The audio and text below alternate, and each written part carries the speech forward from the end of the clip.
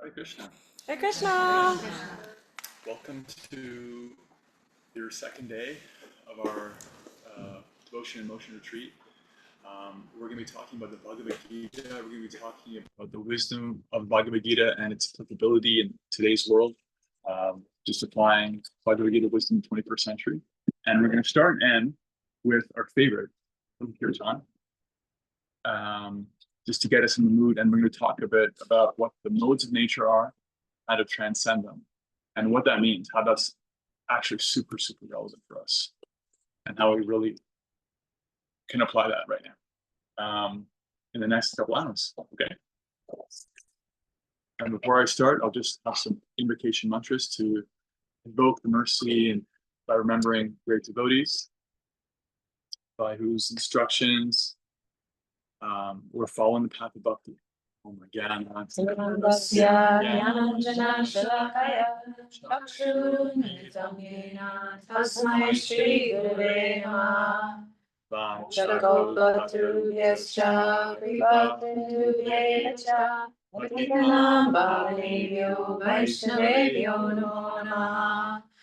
Jai Shri Krishna Chaitanya Prabhu Nityananda Shri Advaita Gadadhara Shri Vasari Gaura Bhakta-vrinda. Hare Krishna, Krishna Krishna, Hare Hare, Hare Rama, Rama Rama, Hare Hare.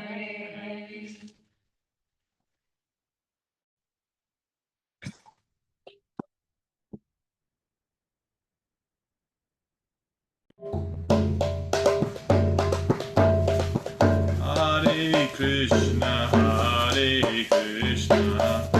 Krishna Krishna, Hare Hare, Hare Rama, Rama Rama, Hare Hare. Hare Krishna, Krishna Krishna, Hare Hare, Hare Rama, Rama Rama, Hare Hare. Krishna Krishna, Hare Hare, Hare Rama, Rama Rama, Hare Hare.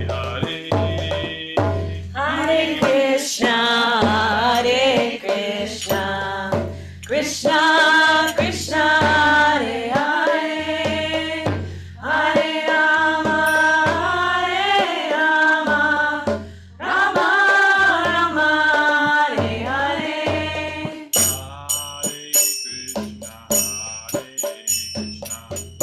Krishna Krishna, Hare Hare, Hare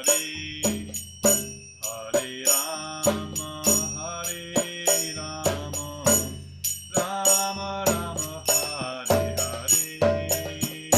Hare Krishna, Krishna Krishna, Hare Hare, Hare Rama, Rama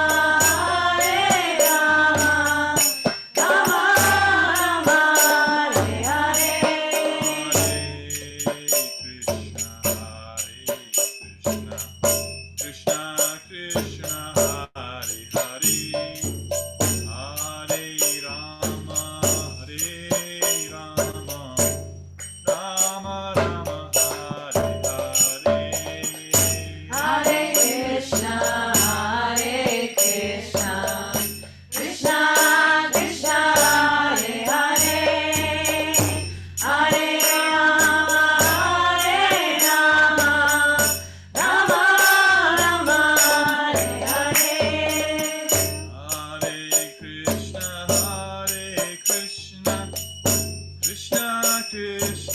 Hare Hare,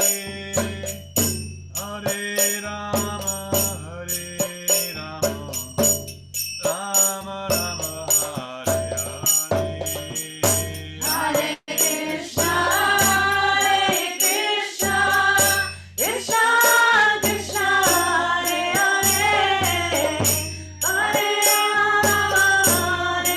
Rama, Rama Rama, Hare Hare.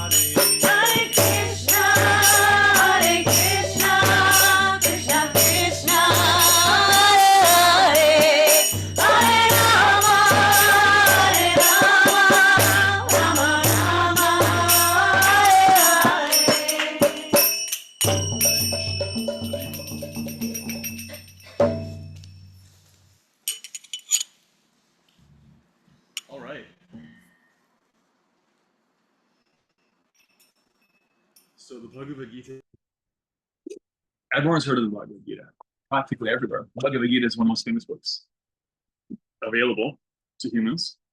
What do you know about the Bhagavad Gita? Who has heard anything about the Bhagavad Gita? What would you say? Don't pick on me. Did I only want to raise my hand? No. Oh, I don't know. One second. Song of God, that's what it means. Yeah, that's what it means in Sanskrit, the song of God. Gita means song, Bhagavad, divine, God. Have you heard of the Bhagavad Gita before? If someone said to In you, my welcome pack. yeah. Which I need like 50%. You made it to the Bhagavad Gita? Yeah, I did. Yeah. Had you heard of it before that? Okay, you're gonna learn about it. Good. Have you heard about the Bhagavad Gita? Yeah. What would you say if someone said to you, "Give me a one sentence run, 2 sentence rundown what you know about the Bhagavad Gita"? What is this thing? You're gonna be okay. The material spiritual world, but you're gonna be taken care of as long as you just keep surrendering to. It's tough out there, but you just keep going. Yeah, actually, that's a beautiful expression, because according to the great teachers of Bhagavad Gita, there's 5 main topics in the Gita. One is the material world. Like I said, it's a tough world out there. Another one is karma. That's why it's a tough world out there. Another one is us. You're going to be okay, though. We're the you in that sentence. Another one is the time factor. And the last one is source, the divine. So the world, time, karma, and us, and source, God, the divine. And that's what the book's about. It's actually a conversation between the divine and one of his devotees, Krishna and Arjuna. And there's 18 chapters in the Bhagavad Gita, and each chapter is a different kind of perspective on how to connect. Everyone knows this word yoga. This is like the first word in Sanskrit to get really popular in the West, maybe, out of karma. Yoga means actually to connect. And every chapter in the Bhagavad Gita has a title in Sanskrit. This kind of yoga, that kind of yoga. For example, the 3rd chapter, maybe somebody knows what the 3rd chapter is called. The karma yoga? Karma yoga, yeah. What does karma mean? Another fancy word that we found in English. Action. Action, and also the thing that comes back from your action. In Yeah. Sanskrit, the word karma means what you do and what comes back because of what you do. Same word, because it's the same thing. You can't have one without the other. So karma yoga is a chapter on how your actions and the reactions can be part of your offering for connecting. So actually, all of the 18 chapters are 18 different perspectives Krishna's giving Arjuna, the listener, and us, as the reader, on how to connect. Because everybody has actions, right? Chapter 4 is Jnana Yoga, knowledge. How to connect through knowledge. How does your knowing capacity, your ability to remember, your knowledge gathering, how can that be a spiritual thing? How can that connect you? That's what that chapter is about. So chapter 14 is called, in Sanskrit, Gunatraya Vibhaga Yoga, which means the yoga of connecting through the 3 modes of the world. And it's a very grounded chapter because it has to do with our observable world. It's directly about things that we can see, even more clearly maybe than karma. Like you can kind of get a sense that, I do stuff and stuff comes back, but even more grounded than that is this 14th chapter. So I thought I would talk about it because if you've never heard of Bhagavad Gita, it's a great place to kind of get some practical wisdom that, an hour and a half from now, when you walk out of here, you'll have something in your pocket you can use for the rest of your life from the Bhagavad Gita, that you have a lens, you have tools. And if you've been practicing bhakti for, 20 years, still hearing about the Bhagavad Gita and the modes of nature is super, super rich. So how does that sound? Good. Sound good? Good. So this 14th chapter, the modes of nature. Basically, this has to do with how the world, our observable world, is can be understood as being composed of these 3 different modalities, right? The word for that in Sanskrit is guna. You don't have to worry about the Sanskrit, it's not important. But if you like Sanskrit, I like to use it because I think it's a beautiful language and it gets us in touch with the sound vibration that was spoken by Krishna. But guna means mode, modality. And so you have these 3 different meanings. And in English, they're called goodness, passion, and ignorance. And sure, it could be our writer. You can do 3 different colors. In fact, you know what you can do? Yeah. Do 3 columns. Goodness can be, what's a goodness color? Green. Green. Passion can be red. And ignorance can be blue. Okay. Or black. Black. May I say something? Of course you. So, one thing that I realized was in my yoga teacher training, and I don't know if this happened to anybody else, but they didn't even teach the full Bhagavad Gita. They stopped at like a certain chapter. Yeah. And I think that that happens in a lot of yoga teacher trainings where they only teach up until like a certain point. And when things start getting more like into the more They leave out devotional and bhakti. yeah, they literally stop. I forget. I think originally Kasuba Prabhu brought this up, and I was like, oh my gosh, that's. And I looked back, and that had happened to me as a yoga teacher, where they just completely skipped over it, and the only thing we Yeah. learned about bhakti was like, it's Karma. for like sentimental people who want to just like love everybody, or I don't know. It was like literally like one sentence in my entire yoga teacher training. Which, by the way, I'm not putting it down. I love where I got my yoga teacher training. It's not about that, but I think it's just an interesting thing to point out, and I just really appreciate that we're going right to chapter 14 and let's go, because Yeah. it gets missed even if you have experience with the Bhagavad Gita. It very much so. And our whole thing here today and tomorrow with the Bhagavad Gita is to bring it back. Mhm. Because when German and British archaeologists and linguists discovered Bhagavad Gita in the 18th century, they were flabbergasted when they started to realize how much wisdom was there. And Dr. Martin Luther King, Henry David Thoreau, Ralph Waldo Emerson, the Beatles, so many notable people, great minds, authors have appreciated Bhagavad Gita in this language or that language. There's actually so much there. And sometimes it's a matter of time, like in a yoga teacher training, there may not be time to go through the whole Bhagavad Gita, and I can appreciate that. But I've been reading from it for 15 years. So I'm particularly inspired to just try to find something that's useful for people and also present it in the original context. Mm-hmm.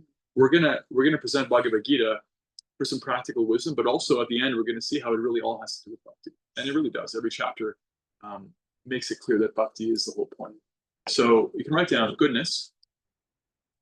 And the word for this in Sanskrit is sattva, S-A-T-T-V-A. And it's really an interesting kind of word. It really means beingness or thatness. It's like it is. It that it is. You know? Sattva. The word for the second one is, in English, passion. Red? Yeah. Red is passion. Valentine's Day, anger, red with rage. Rajas, R-A-J-A-S, rajas. And the third mode is called ignorance. Yeah.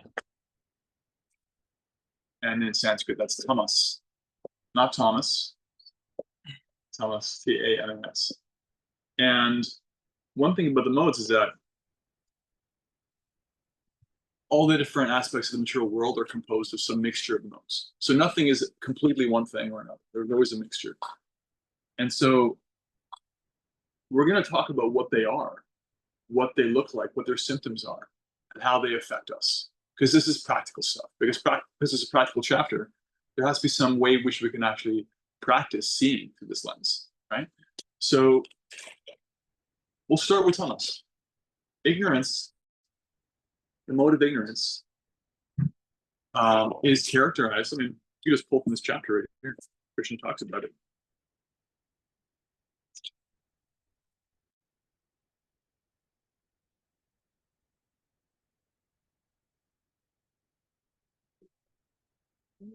We should get t-shirts. Bring back the Gita. PPG. Yes. These are the words Krishna uses to describe what happens when there's an increase in ignorance: darkness, inertia, madness, and illusion.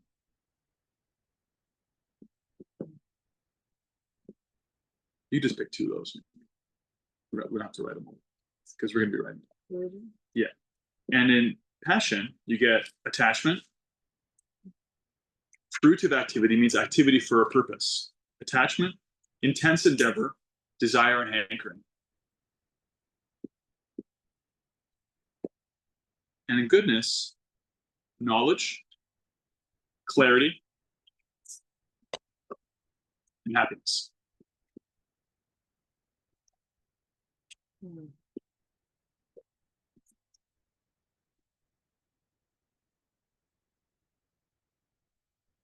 So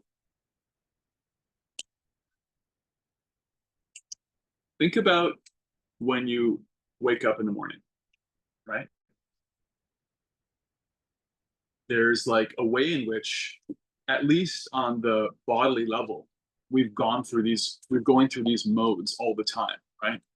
And that's why it's a practical chapter, because it has to do with the body and the world and things that maybe we can rise above to some extent, but we can actually at the same time witness and experience it. Okay, on some level, I'm here in this tamasic or ignorant stage, or I'm in the rajasic stage. So when you wake up, what kind of motive is there? Think of like inertia, like not wanting to get out of bed, just kind of like sluggish. Like I've been dealing with a bad back lately. So when I get up in the morning, I have to kind of slowly hobble around until I have the ability to move more intensely, right? So it's like, you can see as far as time of day goes, for this body at least, because I go to sleep at a certain time. When I wake up, there's a little bit of that ignorance. Got to slough that off. And then there's more movement. Then there's more activity, right? You think about the middle of the day. The middle of the day, what is the middle of the day characterized by? We're kind of there now, right? Is it siesta? Siesta, that's later. That's only in hot environments. All the birds are singing. All the raccoons are getting food. The business people are making business. The sun is high in the sky. The students are in school. The teachers are also in school. There's activity.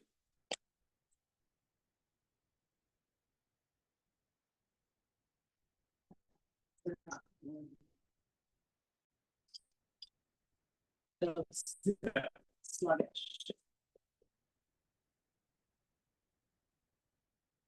When I wake up, I can temporarily be in ignorance. But an even better example is in terms of time of day, is the evening, because things get dark. That's when people actually have to wind down. Your capacity to do anything just kind of like decreases. I got to go to sleep. Ever notice how, when the sun sets, kind of like, oh, it's over. What am I going to do now? Before, if you can imagine, like before artificial light, artificially creating an extension to the day, it's like there's a natural curtain. You're like, okay, I guess it's like just lie down until it shows up again and do something, right? So, and the middle of the day is slut mode of passion, but actually, once you get cleaned up, once you get past that sluggishness, early morning is the mode of goodness, because it's really conducive to clarity. Ever notice that? Mm-hmm. That because the business people and the hummingbirds and all the animals and plants aren't really active, there's a certain vibration to things that's more settled. It's a great time if you're an author to write. If you're a spiritual practitioner, it's a great time for prayer, meditation, chant. Great time for introspection. Pretty much anything you do at that time of day gets more returns, right? Mm-hmm. I'm seeing nods. Mm-hmm. Can you get some reflections? I like reflections when I'm talking and giving this, call it like a class, but it's more like a group experience, because that way I get to understand what people are experiencing, and everyone else can also experience it too. And it's more dynamic. If you do a japa practice or a meditation practice, your mind isn't yet filled with clutter and noise. Like there's that natural easing in. So it's a little bit easier for me to do that practice when I'm not hearing things, seeing things, smelling things. Like my senses are still a little dulled. And so it enabled me to be more present and more, focused. Yeah. Yeah. One of the qualities of the mode of goodness is simplicity. So it's an interesting thing because when you're in touch with one mode, you develop qualities associated with that mode. And the opposite is true. If you try to develop a certain quality that's associated with the mode, you'll also get in touch with that mode. So let's say you hear about this mode of goodness, sattva, and you're like, this sounds good, I want this. Then what you can do is, understanding that these are some of the symptoms of the mode of goodness, they're also some of the causes of the mode of goodness. So if you practice simplicity, right, it actually puts you into goodness. And how would you characterize our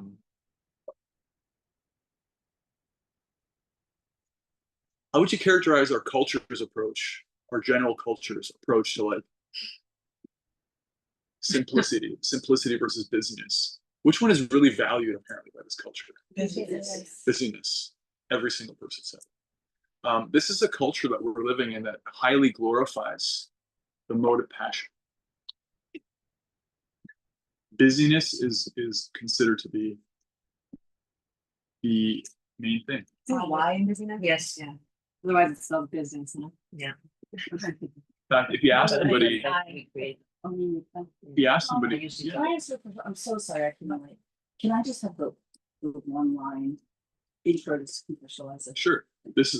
Today and tomorrow we're going to be giving like practical wisdom from the Bhagavad Gita, and today is for the 3 modes. Okay. Fine. Thank you. Chapter 14.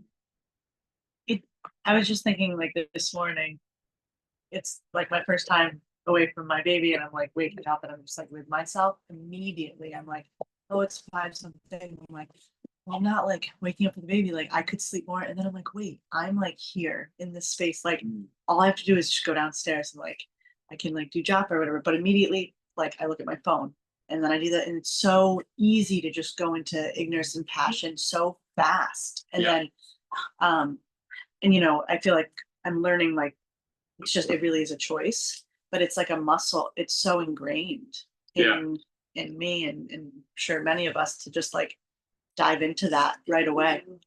Yeah. And I was like, totally. What am I doing? I had to like stop myself and be like, well, I'm not home. I'm like here, I'm in this space, but it's just that like, oh, it's what I'm doing at home. Oh, okay, I'm gonna wait for the baby to wake up. Like instead of like getting up and like choosing like maybe at 5:30 to get up, and then you have 2 hours before the world starts to, you know, get busy. And it's like this morning I came downstairs and did a round of japa, and like immediately, like my energy, I just felt different. Just felt like my body didn't feel as tense and like it just, yeah. And it was just like 10, not even 10 minutes maybe. Yeah. But I could be in passion ignorance for a half hour, like on my phone, just, you know, and in bed. The time just flies by. Mm-hmm. It's notice in your expression there that there's you, the observer, and there's the observed experience of like, oh wow, I'm doing it again. I just woke up, I reached over, I got my phone, and I'm about to start scrolling, or I'm like gonna snooze and just go to sleep again, or the idea presents itself with a certain kind of allure, and you can see that, and you're like, okay, I'm observing that. So this is the thing, is that this chapter is about our experience. We're actually beyond that, but even though we're beyond it, we're subjected to it.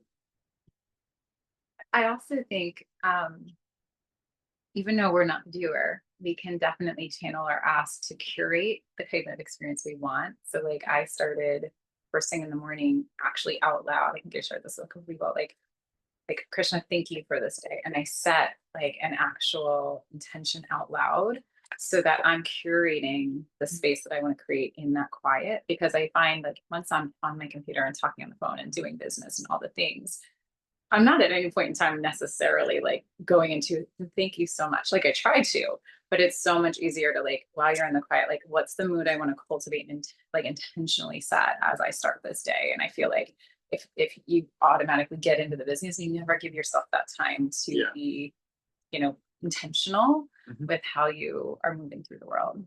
Yeah, because, and this goes back to the point I was making, is that although we're above these modes, we're still subjected to them. And so we have the prerogative, we have the choice to decide what we want to cultivate and what our purpose is. And there was I think a business person called Guy Kawasaki who put it this way: you have to frame or you'll be framed. You have to decide what your purpose is. Otherwise, someone's going to decide it for you, right? I was saying earlier, the society we're in very much glorifies this mode of passion and busyness, sometimes even just for busyness' sake. Like if you ask somebody sometimes, you know, oh, nice to meet you. Who are you? The answer that comes back, you know, just in small talk is, oh, this is my name. And who are you? Oh, I'm a taxi driver. You know, who are you? Oh, you know, I'm a yoga teacher. What does that mean? That means that we're identifying by what we do. It's so built in to how we think. It's like, who are you? Oh, I'm a student, you know? And there's other things you can say to that question, but it's like front and center because we're very action oriented. And introspection, clarity, simplicity, these kinds of things aren't so valued. So if you want to be in the mode of goodness, if it sounds appealing, and hopefully as we go on describe it, to sound more and more appealing, you have to cultivate things like simplicity. And it's kind of like working against a bit of a current, because when you walk into a river, if you decide like I'm just gonna chill out here, stay right here in this one spot, what's gonna happen? Not gonna happen. You're gonna be swept down. So you have to actually resist the flow. So there's a certain flow to the culture we're in. There's a certain flow to other people. There's a flow to our own bodies. You know, it has a certain flow. When I get to like 9, 10 o'clock at night, my body's like, okay, time to dip out. There's a flow. I can fight that. Bless you. Bless you. Can't fight that flow. When you gotta sneeze, you gotta sneeze, right? So, yeah, go ahead. So to kind of piggyback, if I may use that expression, on what Ian said. So my tradition, Judaism, there is a, and I think I've shared this before because it completely intersects with what we're talking about, like what Ian talked about. Every morning we thank the divine, Adonai, God, whatever you want to call it, to return our soul to us. Mm. And so it's the same thing. You take that time to just before, you know, when you sit in bed and you open your eyes. So this is what I've been doing, you know, what is it? And then I say the Maha Mantra right afterwards. While I'm in bed. Then you get up and wash your hands. And so for me, as you know, those who know me, my original tradition is important to me. And I am in this path to, we had the one talk last night, actually, for me, looking for intersections is what nourishes me.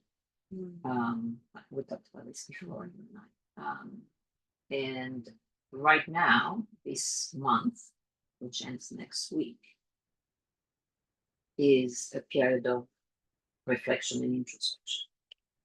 Of course, before before, you know, the 10 days between the two. So all these intersections, there is a reason for this, right? For me being here, for me interested in bhakti,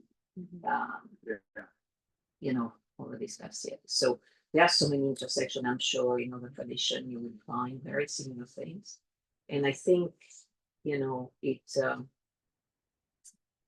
you know, to take that time, especially, I mean, I appreciate that because I could not when we were, you know, raising a family and working and all that. And it's a gift at this point that I'm able to do that.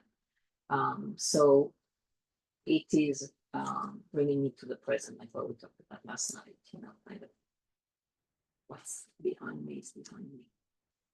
And just be here. So every day to what you say out loud into Krishna. And for me, you know, that prayer before I say that, my mantra. It's like a way to kind of set the tone. Doesn't always unfold the way I wish, but you know, Setting an intention. yeah, and it's another framing when we don't have, you know, you're raising babies, you're still working, and when you don't have that cadence to your day. So it's a different reality. You know, it's easy to sleep on and then sit on the chair and feel sorry for myself, which you don't have to, right?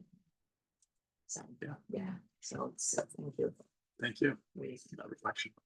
And so imagine if you don't have a practice, or maybe you don't have one right now, right? That where you're set, even if it's 10 minutes to set that, to access that energy within you, to access the mode of goodness, then you are in the rat race or the rolling into whatever your service is. Right? Imagine not having that, which is the majority of the world in many ways, and look at what then transpires. Right.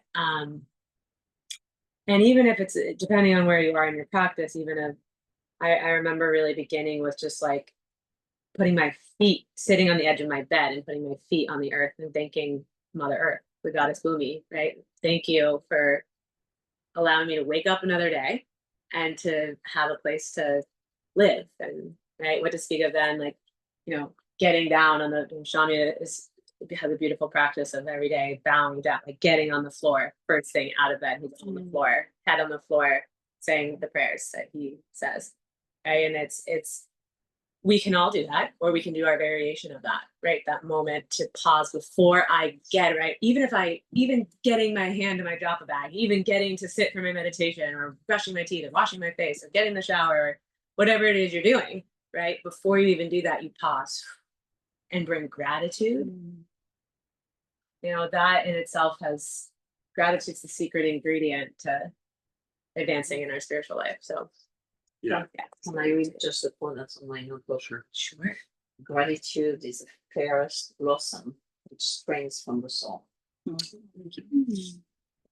So connecting that to the modes of nature, we can theoretically, you could have a spiritual practice at any time of day. Theoretically, you could try to apply gratitude at any point. You can have your prayers, or your bowing, your meditation, your chant, whatever you're doing. But the thing to understand about the modes of nature is that it's just like understanding a river's current. If you know which way it's flowing, it's easier to swim because you can swim with the current instead of swimming against it. So because the mode of goodness is so prevalent in the morning, it's actually such a great time to carve out whatever the time you have allotted to your spiritual practices. Maybe for you it's 5 minutes, maybe it's 2 hours. It's not as much about what it is for you in your position of life today. That's a function of what your life looks like and what you're able to do, logistics. But the ability to like apply yourself is like, if I'm going to apply myself in anywhere, let me do it now. Let me do it at this time of day. Let me apply myself now. Just like, when you wake up, you want to brush your teeth at some point in the morning and not like a few hours later, because you won't get the same results, right? So if you just pick up that phone and start scrolling, then there's going to be a whole bunch of other ideas. There's my emails, there's my text messages. Oh, someone got back to me on WhatsApp about that thing. And then you start thinking about the thing.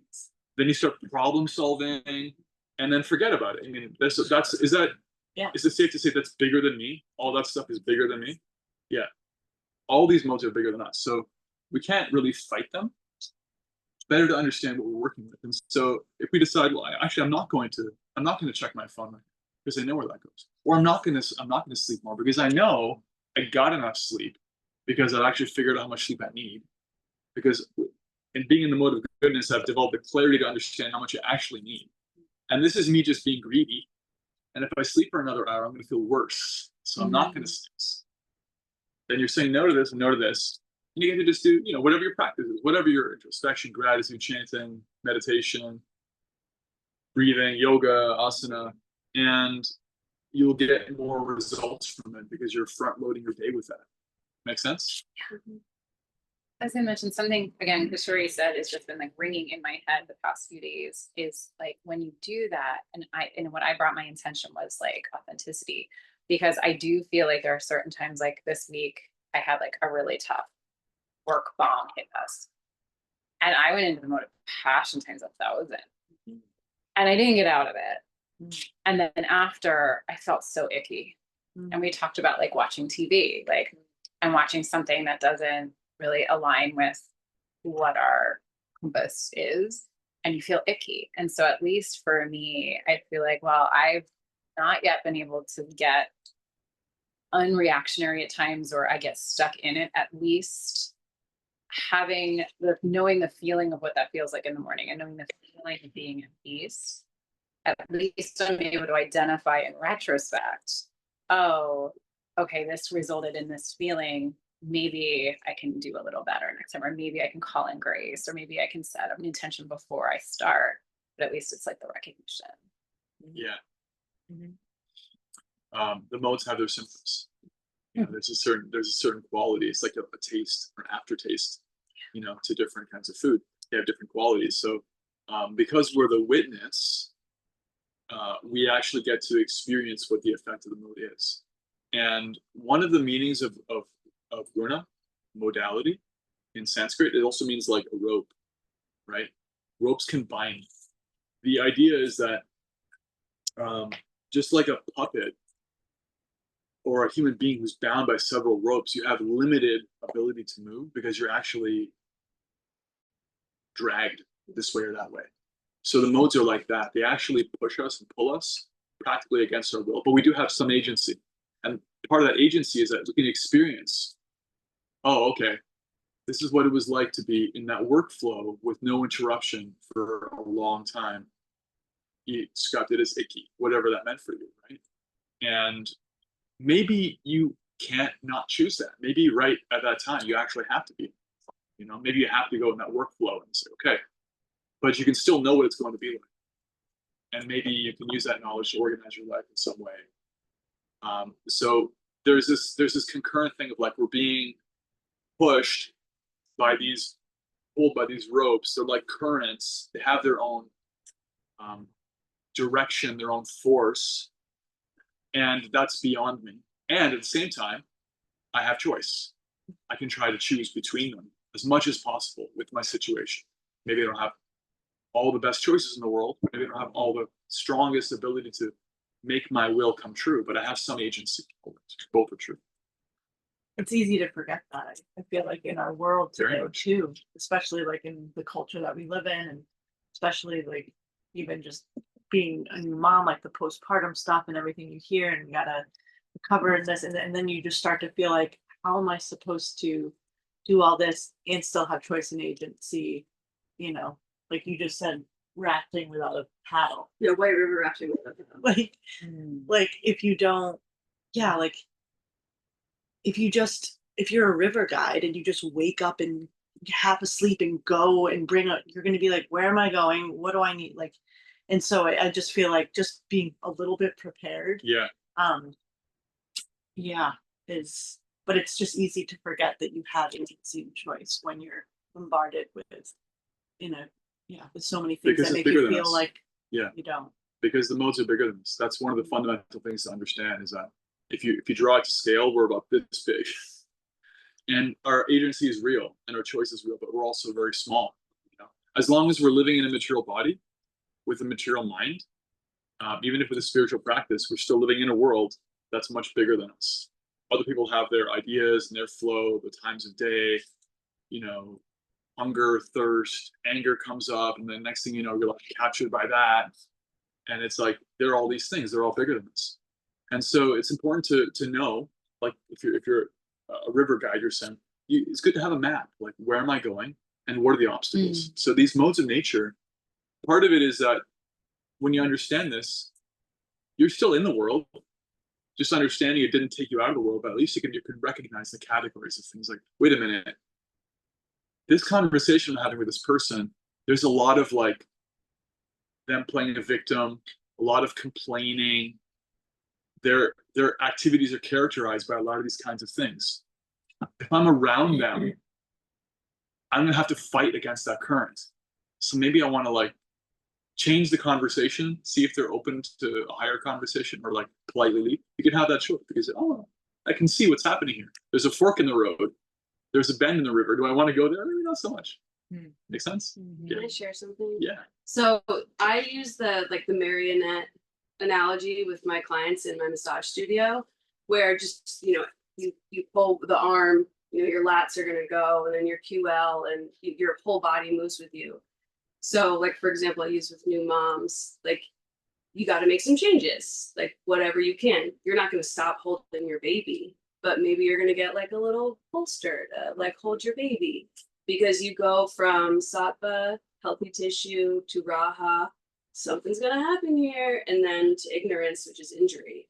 And that's where you're in the darkness and you have this illusion that like it's done for.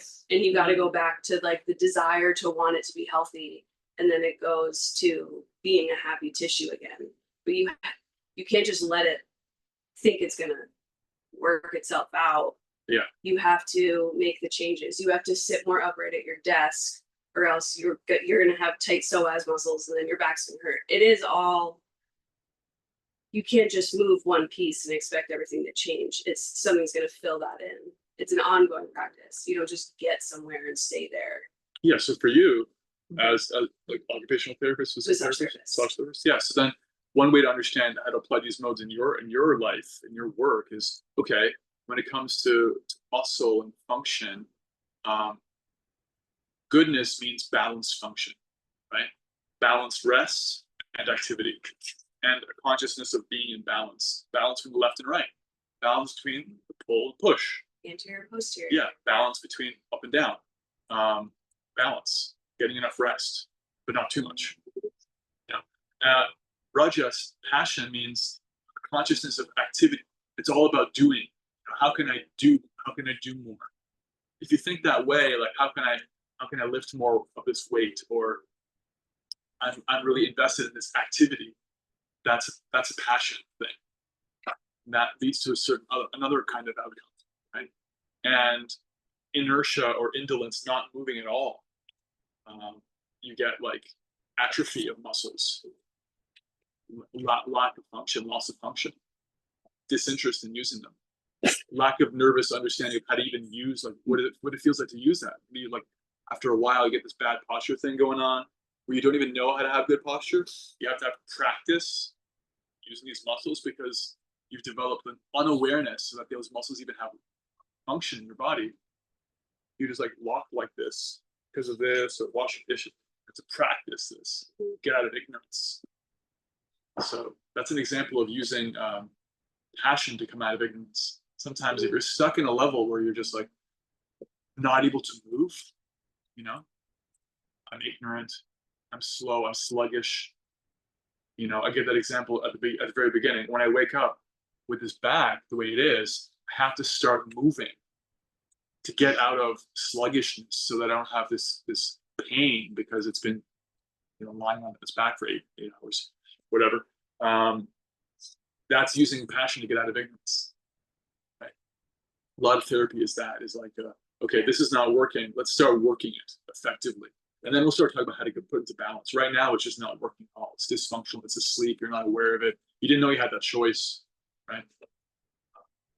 Yeah. If sattvas practice simplicity, if rajas is practice busyness, ignorance would be practice what? Ignorance is unawareness, lack of awareness. You can even practice at all. It's denial. It's victimhood. I can't do that. I have no choice. I have no agency. It's all someone else's fault. I'm the way I am. I can't even change anything. Fear, fear, resentment. Hope is hopeless. Like hope. That's what I hear. Neglect, denial, darkness, dependence. Another classic triad is dependence, ignorance, independence, passion, interdependence, goodness. What's ignorance again? Sorry. Dependence. Dependence. Victimhood. I have no choice.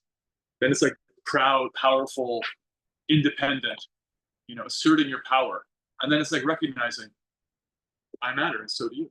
Right? I heard it put this way one time. Interpersonal relationships in tamas and ignorance, I don't matter. You matter. You matter, not me. Right? Interpersonal relationships in passion, I matter. You don't matter. Even the voice becomes more passionate. I matter. You don't matter. As a reaction to having been, I don't matter. You matter. I'm not important, right? There's this thing of like, I'm independent now. Goodness, I matter. As do you. As do you. Integration, cooperation, interdependence. We're working together, synergistic. So in a way, I was listening to everyone on my meeting and so on. So in a way, it's like, when we react or when we are sucked into, on call for work or whatever situation, or what you were talking about, your mom, trying to, it's also like we are programmed already, like we carry with us Yes. program. And we're not necessarily, it's not necessarily in our awareness because we. Like, Yeah, it's we- scripted to an extent. Yeah. It can be and, unconscious. So it's a lot of work to Mhm. kind of undo. And then Yeah. kind of force yourself to reprogram, how we apprehend, we react, integrate. It's hard work. It is. We're going to get to like the fundamental lesson of this chapter is exactly that: how to transcend the modes. That's the main thing we get to at the end. But right now we're just talking about how to observe them, because as you're saying, it's really hard work to just reprogram. If you can imagine the last time you were angry, someone said something or did something. I know for me, I was driving, I think the day before yesterday, and there was a big clunky postal van that was like trying to merge into traffic, and it was aggressively edging in, and I could tell it wanted to get in, but in my mind it wasn't very polite about how it was going about it. And immediately I could experience anger rising, right? And so when something like that happens, we may or may not be able to just conquer that right away from within the modes of nature. We may not be able to say like, okay, yeah, I can like cut them off, be like, no, you're not getting in here, and feel, my chest tighten and my forehead get red, and me like defensively make excuses for how I just did that. I can do that. Or I can choose to do something else. Or maybe I can't. But at least observing for now is enough to know, okay, that was a rise in the mode of passion right there. And a certain amount of ignorance, you flipped them off or something. But I think also after that there is a result of all this. Like, Yes, of our there is. reaction. We beat ourselves up emotionally, spiritually, doing terrible, what did you do? Why did you do that? And I mean that's also for me the part too that is hard to, to overcome. Over Yeah. the years of like You can even apply the modes of nature to the after effect of an activity. If you have an after effect of an activity, you're like, wait a minute, I want to do better. This wasn't good, right? There is shame in ignorance, shame in passion, and shame in goodness. Shame in ignorance is I'm a bad person. I'm awful. This is terrible. Or it's so much you have to deny it actually happened. It's so bad you block it out. You disassociate from what happened. That's the reaction in ignorance. In passion, it's like, okay, let's fix this. Let's fix this. I can do better. I'm not this. I can do better. I'm actually like going to problem solve. I'm going to create a way that I never get angry on the road again, right? And in goodness, it's like, all right, that was a thing, that put me in a place, and why did I react that way? What's happening underneath? More clarity, more introspection, more grace. Like, I don't want to do that, and maybe I'm not completely capable of letting it go entirely. But I have a long-term goal, and I want to get there. Right? It's more measured. It's less independent. It's more like I'll seek help. I'll seek guidance. I'll seek support. There's more clarity. There's less of like, I got the power to fix this right now. And definitely less about beating yourself up, victimhood. I'm awful. Oh my God, I'm the only person who goes through this. It's like goodness is the gray area, and passion, ignorance is that like black. In a way, it's almost like balancing activity with inactivity, or I have some choice versus like this is beyond me and it's bigger than me. You're like holding both. Yeah. Things. Like, it's balanced. Yeah. You matter, as do I. It's not one or the other. That was a bad choice I made, and I'm still a good person. And as a good person, I want to make a better choice.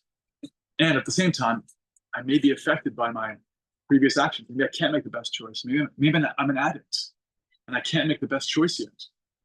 Addicts deal with shame big time. Because if they want to get better, they got to look at how what their choices are doing to them, and also recognize, yeah, but my ability to choose is getting smaller and smaller because my addiction is taking it away. It's complicated. And we're all addicted to something, whether it's drugs or alcohol. But even that reaction of shame can exist in the three modes. yeah. Shame can be very uplifting, or very degrading, or something in between. More reflections. And let's get a time check. How are we doing on time? It's 7:09. Because punctuality is a function of goodness too.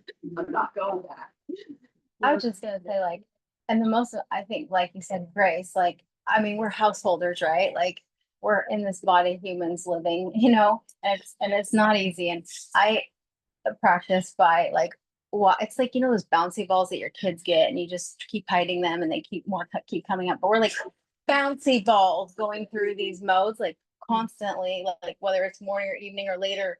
And so then, when we find the bliss or we find whatever we're in, and we just say thank you, and don't be attached to the bliss, because then, because it's not, you don't know how long it's going to be there, but you just say thank you when it's there. And then that's at least how I'm like, oh, good.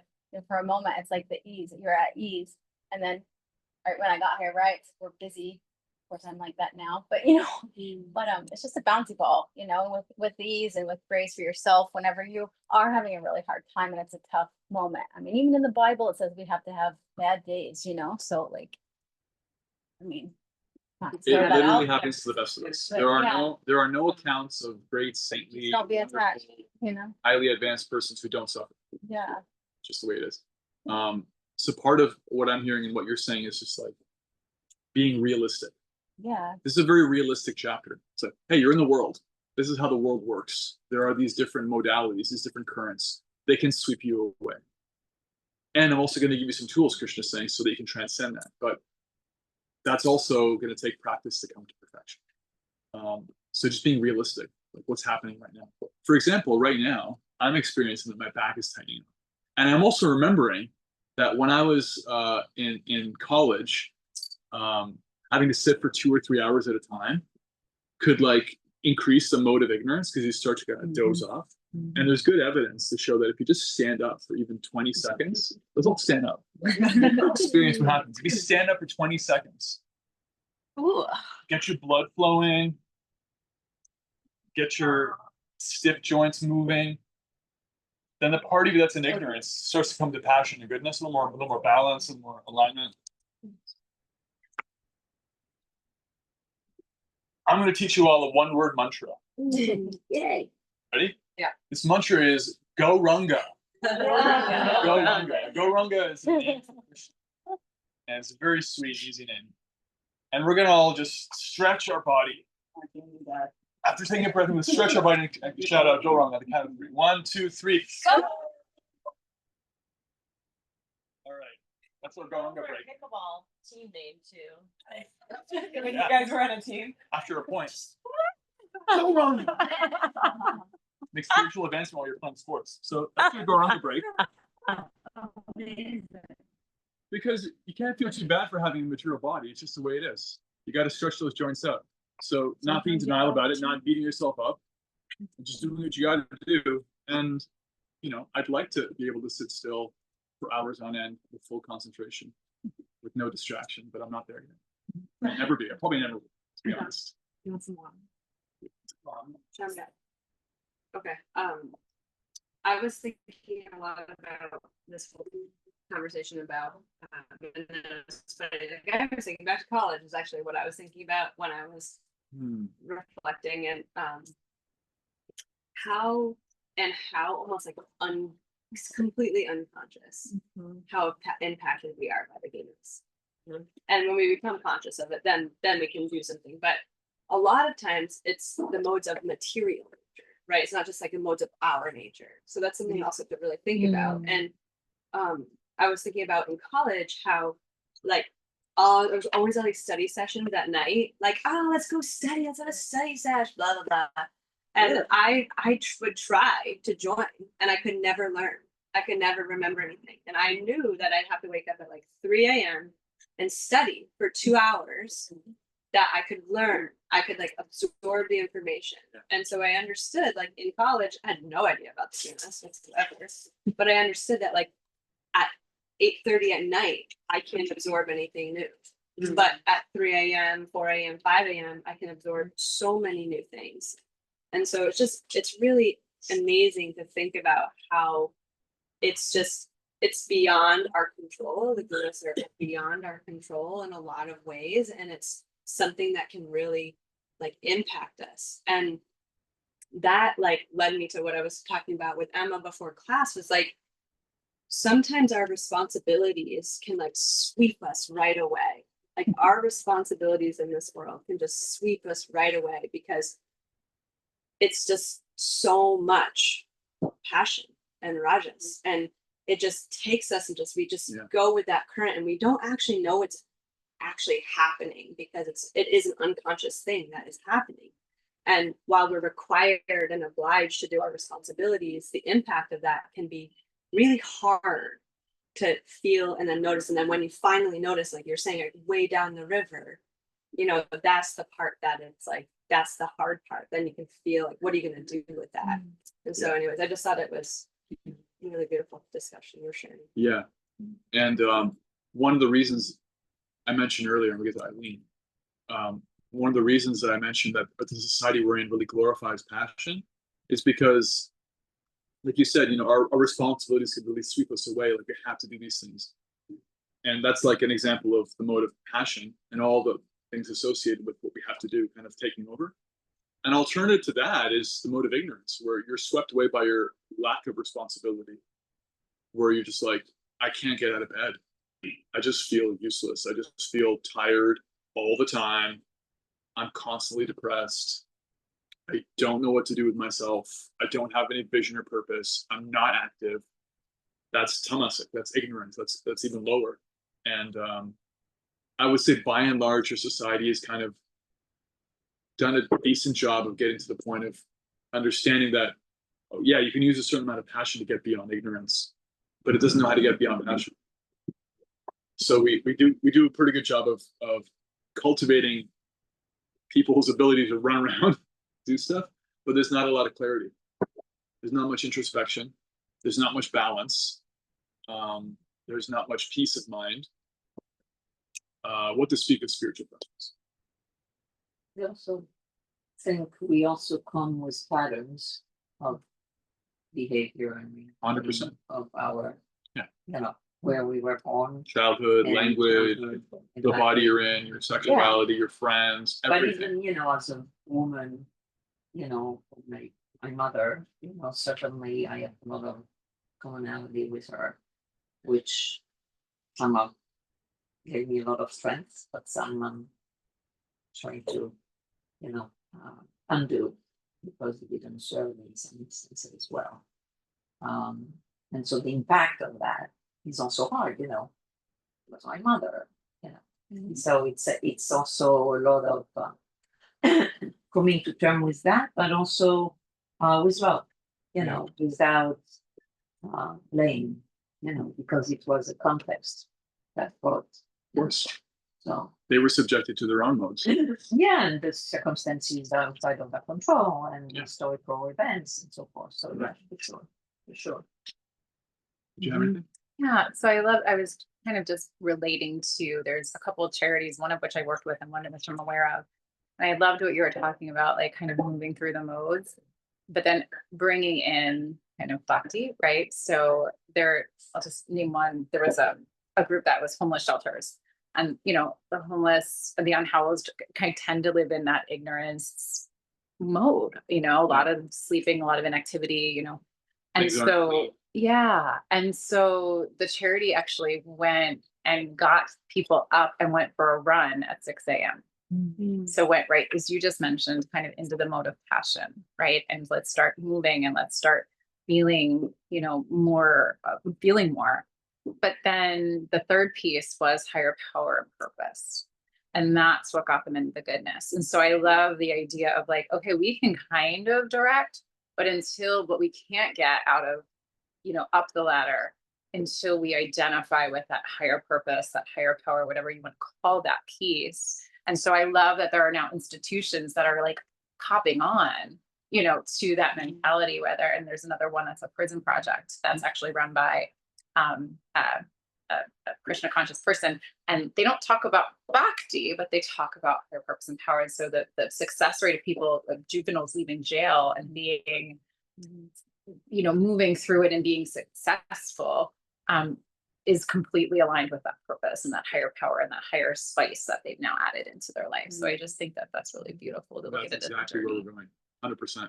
Because as we've been saying, there's only so much we can do with these modes. It's good to know what they look like, what their symptoms are, what kind of activities or qualities that cultivate, and still they're bigger than us. And so the whole conclusion of the chapter is Krishna saying, this is what the modes are, what they look like, blah, blah, blah. But Arjuna asks him, how do you get beyond the modes?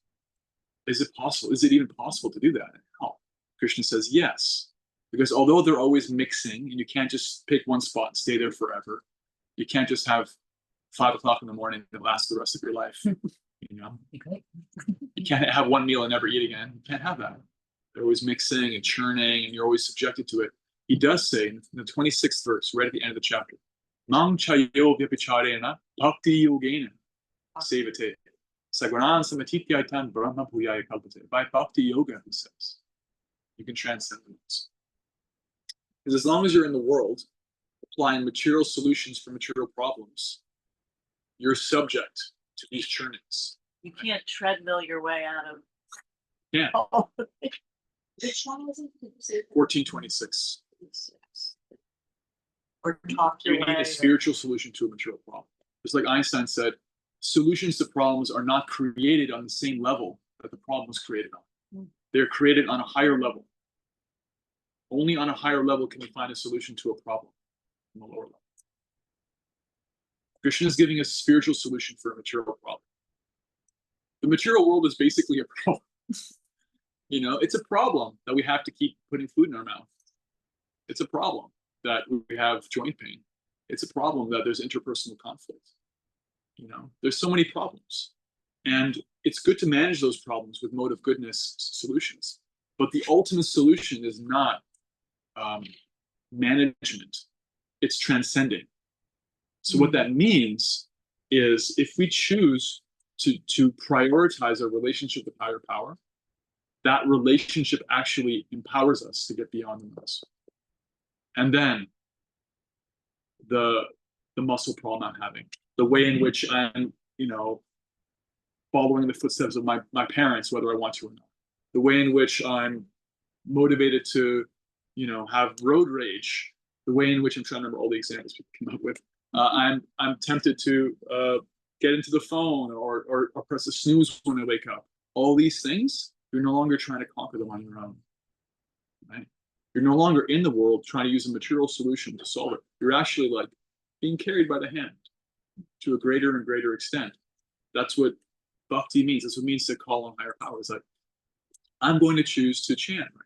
I'm going to choose to pray or meditate. I'm going to choose to remember. I'm going to study Bhagavad Gita. That's also bhakti practice, the spiritual literatures.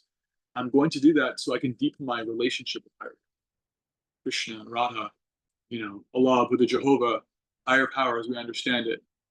Adonai, like, please help me. Please help me to remember myself. Remember comes from the word remember, to reconnect. Right? To dismember means to disconnect. Remember means to reconnect. Please help me to reconnect with you. Remember who I am. Right?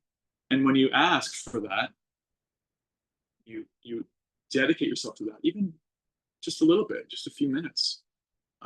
That's a powerful ask. That's a powerful action that draws so much mercy, so much grace. So really this chapter begins with these modes, but it concludes with Krishna saying, bless you. Krishna is saying, you can actually transcend that if you choose to connect to me. It can help you to do that. You can choose to come to your higher place where you're not subjected to that, because we're actually not our bodies.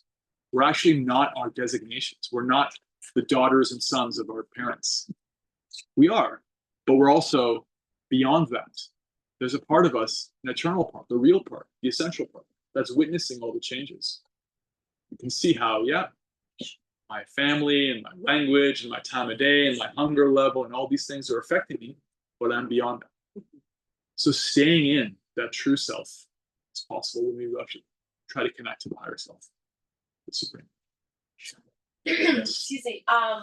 Two things. One is I always joke, but it's really true with my yoga class. Like, if you want to know like your spiritual fitness level, like it's all in how you drive and like what happens when you're in your car. Because I think it's just like it's just such a good example. Okay, but that's not what I want to say. Okay. My question is the difference between hankering and longing, because like to speak for myself, like I have this longing for Krishna and I have a longing to reconnect. It's like very strong and I feel it. But you're seeing frequently. hankering under here. Yeah, I see like, and so I guess my question is like that longing to be, you know, when you're doing the readings and you're like that heart pull, is that, because hankering to me sounds a little bit similar. I mean, it's not as nice a word. It sounds like not as nice. Hankering is different than longing. Hankering and longing are different. So is that longing in the mode of passion because I'm like, I want to get somewhere? You know what I mean? Desire. Or Yeah. is it Good question. What time is it first? It is 11:25. 25. Okay. No, it's not in the modes of nature at all, because it's a relationship to higher power. Therefore, it becomes transcendental. great? It is. Oh, wrong guy. It is possible to have hankering activity. It is possible to have all these dynamic things and be transcendent. If you align those things with higher power. To hanker for higher power is a very wonderful position. It's a very fortunate thing to want. I wish that I could know you more. George Harrison sings, I really want to see you, Lord, but it takes so long. That's a pure devotional expression. This is in relationship to everything we can see in the world, all the different objects of the senses. To hanker after new Mercedes-Benz, beautiful partner, wealth, health, anything, that kind of hankering, that's mode of passion. That, and then the activities you do based on that hankering, go to work, gonna get that paycheck, you know, gonna whatever. That's all mode of passion. As soon as you start applying that, like, I'm gonna set some goals for my spiritual practice. I really want to get to this point of like, I want to go on that pilgrimage. Then you're using that part of you that knows how to set goals, knows how to be like action oriented, knows how to be independent and driven and purposeful and passionate and spiritualizing it. So you're not trapped by the mode of passion anymore, because your object is Krishna. Your object is higher power. That's your destiny. Makes sense? Yeah, thank you. Yeah. That's very clear. I like reflected on this morning during our yoga practice, but it's coming up for me again now. And you'll know, I mean, I'm not at the chapter and verse yet, but going back to, okay, then how do we stay there? Right. And so the chapter and verse is like, I am the taste of water. I am the son of Om. 7-9. So I go back to that and I'm kind of like, okay, when I taste water, I think of Krishna, like that's Krishna consciousness. When I'm listening to, kirtan or even music, like, okay, thank you, Krishna, for giving this to me. Thank you for helping me balance. So I feel like that verse is coming to me so much because it actually, like, even though it is sensory, it's parlayed into Krishna, and that can help us. Yeah. That can help us. It's a spiritual sense object, not a material sense object. It's your spiritual comfort animal. It's your spiritual happy song. It's your spiritual happy place. It's your spiritual food. It's your spiritual association, your spiritual activity, your spiritual mantra. You want material mantras. I feel good. I feel great. I feel wonderful. Beamer, Benz, and Bentley. Yeah. And here's the thing, like Krishna saying, or someone saying, just connect to higher power can be taken in a very linear black and white way. Like, okay, because I once upon a time practiced something, I'm saved forever. I'm done. It's over. I've signed on the dotted line. I'm one of the chosen people. I'm saved. I'm, perfect now. It doesn't work like that, because we have agency in this moment. We have agency in the next moment. And to a lot, our nature. We're dynamic. We don't exist in one fraction of time. We exist forever. We have to keep applying ourselves because we get to keep applying ourselves. So in accordance with our reality as eternal beings, we get to choose again whether we want to prioritize our relationship with the Supreme or not. And then we choose again. And you can change your mind, go back and forth. That's your prerogative. You can do that. And so, like, how to stay in that transcendental state, it's if you really want that, you keep choosing it. And you'll be offered opportunities to do it dynamically. So it's actually like practical and workable and well-rounded. So you're not like, sometimes people think, spiritual life sounds nice and all, but I can't just be like a monk or a nun. I can't just chant all day. And certainly it's wonderful if you can chant all day. It's a very, very, very high thing to be able to do that with full attention. And it's not the only way to be transcendental. What you want to do is you want to have some kind of practice, especially this chanting. We're going to talk about this. I'll talk about it now. This chanting practice is really fundamental. It's fundamental because it costs no money. It takes as much time as you want it to take, or can afford to take. It doesn't require that you are, like let's say your spiritual practice is going to a holy place or a spiritual gathering. You have to put on some clothes. You have to take a shower, right? You have to be like in your right mind. You have to get in your car. What if you don't have a car? What if it breaks down? What if you haven't taken a shower yet? Doesn't matter. Chant. It's like not dependent on things. So this chanting practice is offered as a really simple, non-sectarian.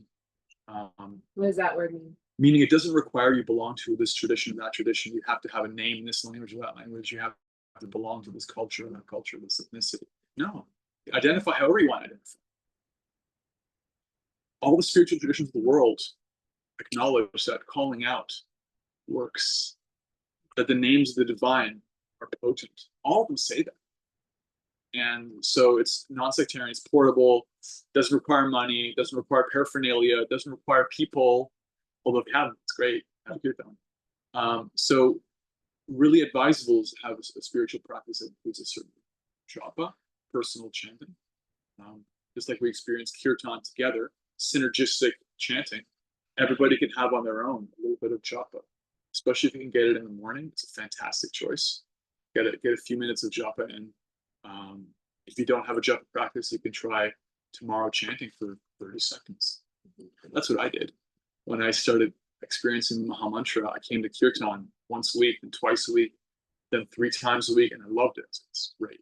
Love this vegetarian food. Love this kirtan. And eventually I was like, well, why don't I try this every day? But they're saying on your own, and I know some of them are chanting for a bunch of time. I can't afford it. I'll just chant for 5 minutes. And I think that's what I did. And I liked it. And it went places. So do whatever's practical for you. And if you do have a spiritual practice that includes japa, while you're here this weekend, maybe prioritize it more. Maybe dive into it, improve it quantitatively or qualitatively. So I'm going to turn my phone off. I'm going to take a news fast. Want me to chant an extra round, whatever it may be. So Can that's you explain japa. what a round is? Yeah. What So do you do? anybody have their bead bag here or beads? Yeah. Juice models. You give me a small one. You want- Perfect. You have some like this. This is a mala. Round beads. This is 108 beads around main bead. The practice of japa, you start, say you're right-handed. If you're left-handed, use your left hand too. That's fine. Doesn't matter. And you put between your thumb and often your middle finger. Energetically, this index finger is like a pointy finger, is ego finger. It's not important if you use a different finger, but typically you'll see it is like this. So you'll chant the Maha Mantra or whatever your mantra is. Maha Mantra is after all the great mantra. I highly recommend it. All the shastras, scriptures. You chant your mantra. Hare Krishna, Krishna Krishna, Hare Hare. Hare Rama, Rama Rama, Hare Hare. And then you pull it towards you. Go to the next one. Got that? Pull it. Go to the next one. Chant. Pull it. Go to the next one. And if you did that all the way around, depending on how efficient you are, how loud it is, how loud you're chanting, how much practice you've got with chanting, how tired your jaw is. You take anywhere from 5.5 minutes to 12 minutes. And that's one round. And the idea is one meaning of japa is murmuring. It's just loud enough for you to hear. It's not like kirtan where you're like projecting. It can be. You can chant Hare Krishna, Krishna Krishna, Hare Hare, Hare Ram, Ram, Hare Hare. That's bona fide. You can do that. Especially if your mind is starting to give you trouble. It's a nice way to like, I'm powering through this. You can, but generally it's just like, I can hear it. You maybe can't hear it, but that's okay. It's my chanting for me. You don't generally chant to the mind, because if you're trying to heal the mind and you use the mind to heal itself, you're going to find very quickly that you're getting distracted.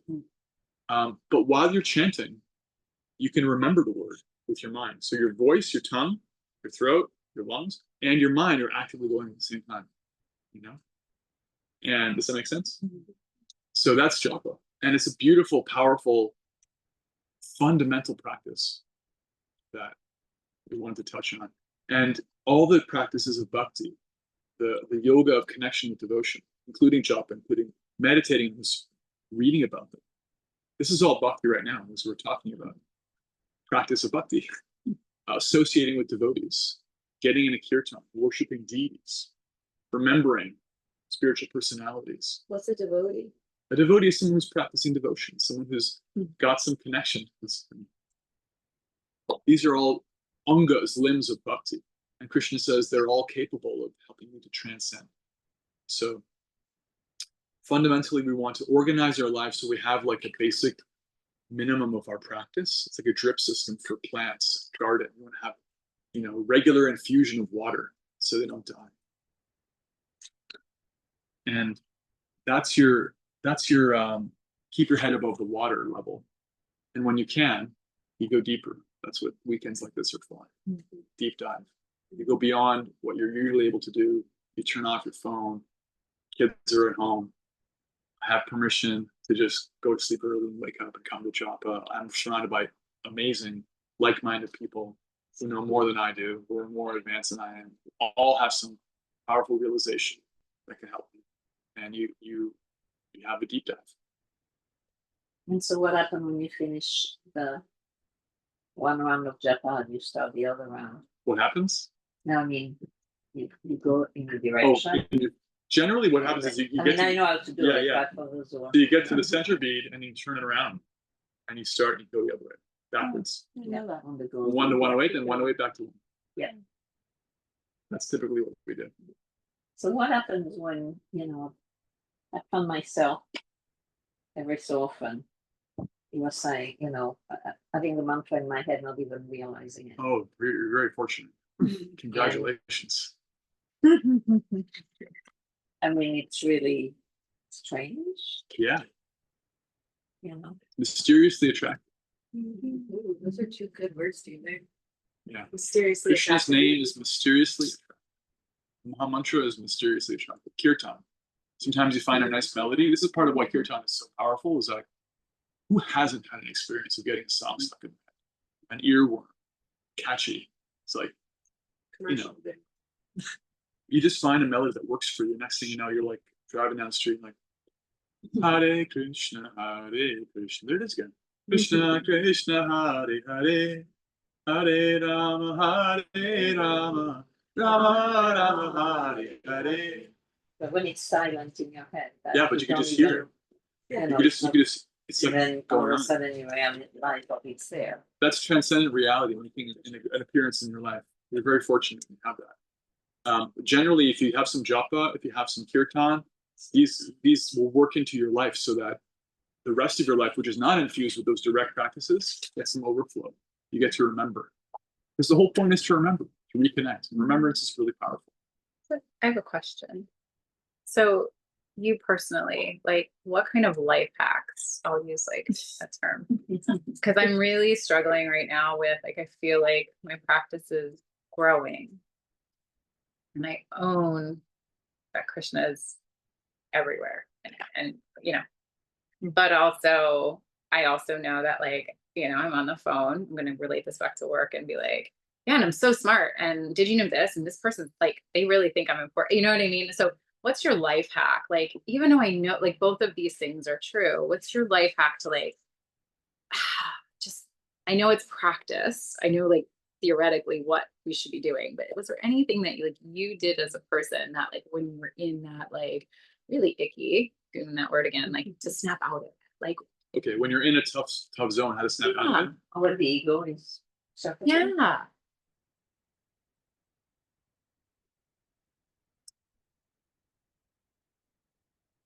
Yeah.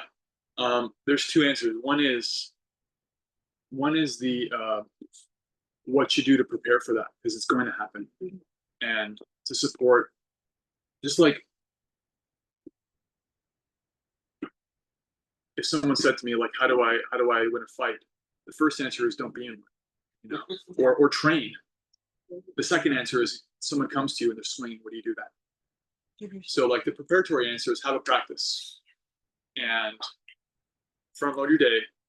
I like to get up in the morning. The first thing I do is put my head down on the ground and remember right away. So I frame before I'm framed. This is what my day's about. I'm here for gratitude, I'm here for service. Before I start complaining about my back, checking my phone or anything, thinking about the dream I just had, it's like, no, I'm here for this. I choose this. Moment one. You know, this is the beginning of my day. It's an expression. Get up on the wrong side of bed, you stub your toe, you get a bad dream, you have an argument, something, and your day is ruined. So instead of having that, just choose right away. This is my day. My day is service, and have your spiritual practice, and create progressive goals for yourself to let go of lower things and accept higher things. Those are the general life hacks for preparing. And when something actually happens and you're in a tough place, it's a little different for everybody, right? So I can tell you what works for me, but get to know yourself, find out what suits you, what helps you, you know, like for me, knowing that I have certain people that I can rely on that will help me get out of that. And even just for me, like I have a very important relationship with my spiritual teacher. And so if I remember him, because of the nature of that relationship, it automatically infuses some flexibility to this tough situation. It's like, okay, this sucks. I'm feeling whatever, ego's coming up, whatever's happening. And what would they do? How have they dealt with me? How do they view me? What does remembrance of them evoke for me? That's what works for me. Chanting, I carry a clicker with me wherever I go. I just chant extra mantras. I try to get kirtan stuck in my head. I sometimes will have snack with me, or I'll snack on something if I'm feeling like really stumped by a situation. Just snack on prasadam and take a minute to be like, okay, this is Krishna's mercy in edible form. Your spiritual food. All the food here in this retreat is spiritually potent. It's all been offered in a mood of service. And just like give myself permission to just be with that. That could be helpful. And one of our great teachers, Bhaktivinoda Thakur, said, if you can't do anything else, just sit with the devotees. Just find somebody who's practicing bhakti, just sit with them. It's like, I can't even get my hand up to chant. I can't hand in the beat back. I'm so stuck. Just find that association, because that's what really lifts people up. Your association is what defines you. If you list the people who are closest to you in your life, you're practically listing your destiny, because that's what you're drawn to. That's what creates your experience. So get yourself into some association with people who you admire spiritually. Get on the phone with them. Get on WhatsApp. Get on a Zoom call. Get in a class. Get in a room. Just sit down with them, physically or metaphorically. And just be like, even just in your heart, you'd be like, okay, I'm back in the Sangha. I'm back in the Burlington Sangha. I'm back in this devotion emotion. I'm back with my spiritual teachers. Just sit with them. If you can't do anything else, but ideally sit with them in person. I want to be like you. Help me. And they'll guide you. They'll get you in the game. And Krishna doesn't want Arjuna to go into a cave and like be by himself and not be of service. And like, I think that sometimes we think it would be easier to do that and to not be, but then of course, right, we don't have to have anything coming in, going out, but then but it's very tempting. Right. And solitude is actually glorified in one place in the Bhagavad Gita. It's very helpful for, it's supportive of knowledge and stuff like that. But as like an absolute, it doesn't work. Just doesn't work. Very, very few people can pull it off. In this day and age, almost nobody can pull it off. Live on a mountaintop alone. It's tempting, but it's just an escape. Time check again, because we want to have a little kirtan before we finish. 11:44. Yeah, so we'll take last reflections and have kirtan, so that we can experience whether or not it's true that bhakti can help us transcend our modes. So I was thinking, of people who avoid confrontation. Hmm. Would you say, I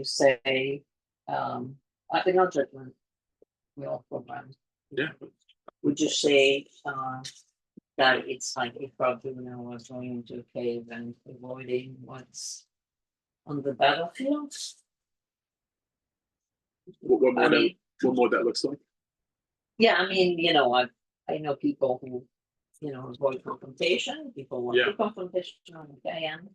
Well, we're going to talk more about that tomorrow, Um, because I was thinking, if you're all open to it, and I'm actually open to any reflections now or later throughout the day about what you want tomorrow's talk would be. But I was thinking more application of this in terms of interpersonals. Yeah. So one beginning of an answer is that basically avoidance is, it's a strategy. It's a survival strategy based out of the mode of ignorance. Yeah, it's protection, but it's based out of ignorance. So avoiding conflict, which may be useful, but if you're compulsively avoiding conflict, if you're finding yourself, you're not even choosing to avoid it, it's just like you're scripted to avoid conflict. If it's your go-to, your only tool, it's generally a mode of ignorance thing, rather than, passion would be like, I crave conflict, I seek it, I'll create conflict. I'm ready for conflict, I'm ready to fight. And mode of goodness is, I'm not here to avoid it, I'm not here to create it, but I'm ready to be present with whatever's happening. If there's a problem, let's say, you give me an example of someone avoiding a conflict. In my personal life? Yeah, just I mean, I know, but really, myself, I know if someone who is really avert to confrontation. My boyfriend. So, and I mean, I Hard. it all my life. It's very hard. He's a Yeah. wonderful person. So let's say that they let's say your boyfriend, right, avoids, let's say you say he doesn't like chocolate. In fact, it gives him a stomachache, right? Instead of saying that because he knows you like it, he just goes on eating the chocolate cake. That will be a mode of ignorance. I have a problem with ignorance. I have a problem with ignorance too. I'm sorry. No, I don't have a problem with ignorance. Sorry. I find what I meant to say. Sorry, buddy. Is No, you're good. In the context of our spiritual transcendence and work that we're doing, I completely get that word. But it can be very belittling. Yeah. When relating Technically, to tamas people. means more like darkness. And because Not stupidity. Yeah. Yeah. I mean, so Yes, it doesn't have to be. you know what I name-calling mean? thing, yeah. And it's You're ignorant. I do have a problem with ignorance, but You're in the mode of ignorance, not like me. no, and I didn't mean it that way. Please. No, I get it. Like, there's a certain amount of like we want to avoid the name calling thing, but whatever we call it, avoidance strategy of like not mentioning that actually I'm allergic to chocolate. Passion strategy be like, often after just avoiding it for so long, you blow up. Like, oh my God, why are you always doing this? Can't you see this is ruining my digestion? I'm so tired of blah, blah, blah. You freak out. You have it. We always cook when you want to cook. There's an aggressive outburst. Mode of goodness is like, can we talk about this chocolate thing? Because I got to be honest with you. I know you love it, but I'm having you have like more of like a peaceful discussion. So rough sketch of what the 3 modes would look like in that particular made up situation. Can I share something? Yes. Okay, quickly. so we're gonna get to your. I'm sorry, really fast. It's actually kind of funny. So my husband and I have known each other for like going on 13 years, I think, and we've lived together for the majority of them. And we both like yogurt. And you know how there's always the film on top of the big yogurt? Yeah. I despise when people open it and then leave the plastic thing. I don't know why it grosses me out so much.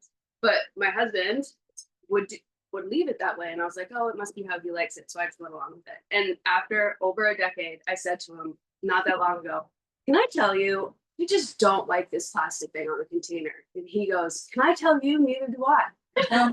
So we both were doing it to comfort the other person. And it turned out. Girding around the whole thing Yeah, for 13 years. And now it never, I just kind of stuff we argue over, you know. Now it's just like gone in the past and I never see that plastic thing again. It's great. Yeah. I don't know, just it really. Yeah. Congratulations. Thanks. So my invitation is to reflect on what you received just now. And you can approach any of us, but especially you can approach me throughout the day and offer reflections. I really appreciate that. If you have any suggestions, ideas, questions, want to discuss it more, want us to like take it in a certain direction tomorrow with our next session, please let me know. How does that sound? All right. And now we're going to run the experiment of transcending, hopefully, with a little more kirtan for 10 minutes, I guess. This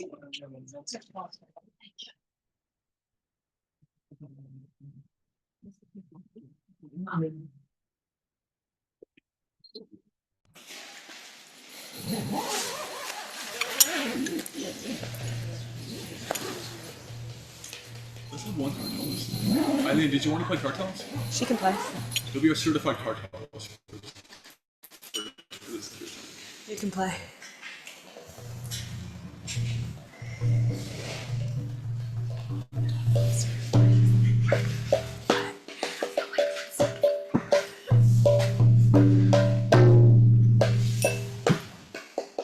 Hare Krishna, Hare Krishna, Krishna Krishna, Hare Hare, Hare Rama, Hare Rama, Rama Rama, Hare Hare, Hare Krishna, Hare Krishna, Krishna Krishna.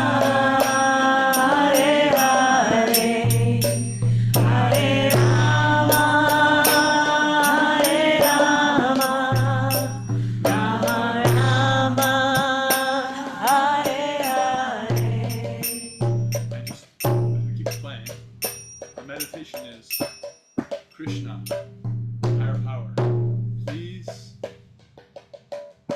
help me remember you. Help me transcend these different modalities, my scripts that I'm running, my training, my tendencies. Help me remember you. Hare Krishna, Hare Krishna, Krishna Krishna.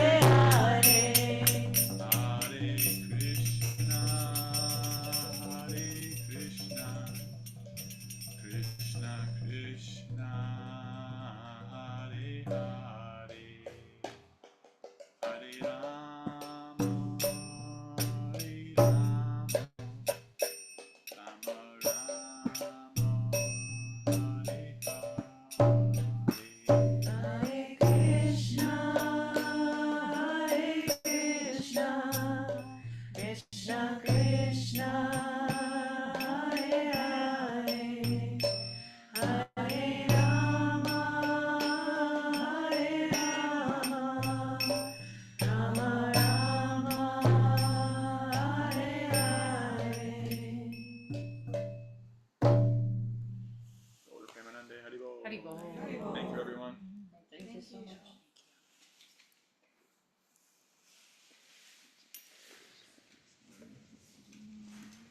Right.